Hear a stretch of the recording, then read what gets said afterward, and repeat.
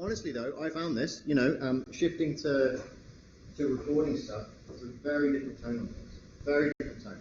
And I'm actually doing something with the first years right now, which might not be the best idea, but genuinely asking to reflect on this idea that as we move into this more online space, there are some differences that I think really matter, and they do really matter. They change the dynamic of how philosophical education works, and it pushes it much more, inevitably, much more towards the idea that what you're doing when you're learning philosophy is you are learning about philosophy.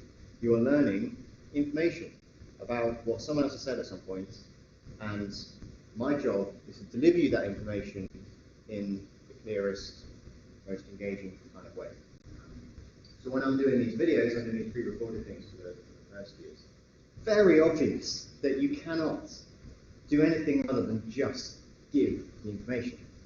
And it ends up being much less than I would like to think even a lecture situation is capable of. Obviously, the point is, it's reminding me of a whole load of stuff that lots of philosophers were talking about, muttering about, complaining about already.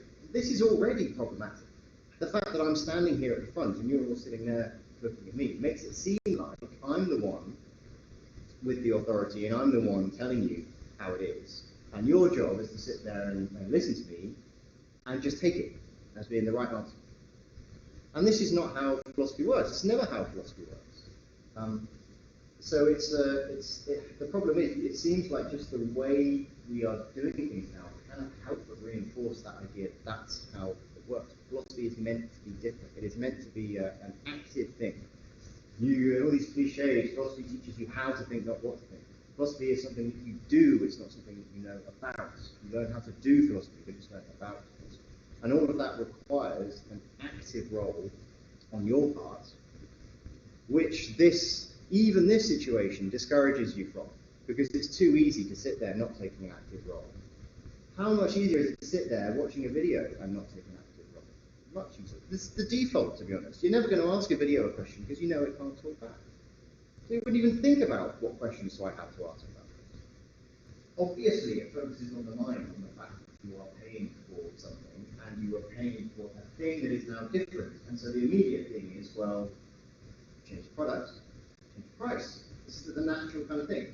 To my mind, we've already now forgotten, and I know obviously no one chooses to want to pay fees, but you shouldn't be paying fees in the first place. It's the best idea. And the problem is, as soon as you're paying fees, you then think that, not to get too artificial about it, but knowledge has a kind of financial value.